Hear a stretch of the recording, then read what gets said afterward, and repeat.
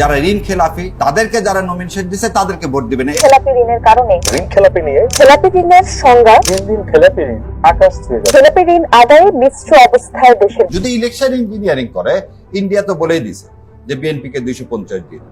So election engineering এবং ভারতের এই কথাটা কেন বললাম, জাহিদ ভাই একটু আগে বললাম 25 তারিখের পরে দেশে রাজনীতি ড্রামাটিক্যালি চেঞ্জ হয়ে, আমিও কিন্তু এর সাথে একমত।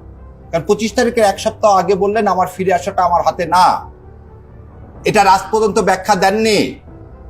আমার ফিরে আসাটা আমার হাতে না, তাহলে 25 তারিখে আমার হাতে যেদিন গুলিবিদ্ধ হলো সেদিন কি ঘটনা ঘটলো সে কথাটা বলেন।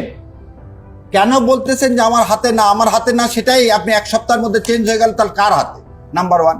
নাম্বার টু হচ্ছে সেই জিনিসটা আমরা জানবো না, যে বলছে এই কথা তারই স্টেটমেন্ট দেওয়া উচিত।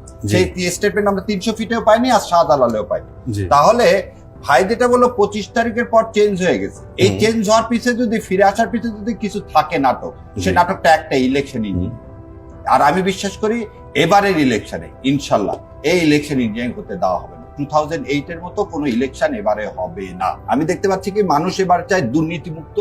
যারা দুর্নীতিকে সমর্থন করে তাদেরকে ভোট দিবে না। মানুষ কাকে ভোট দিবে না?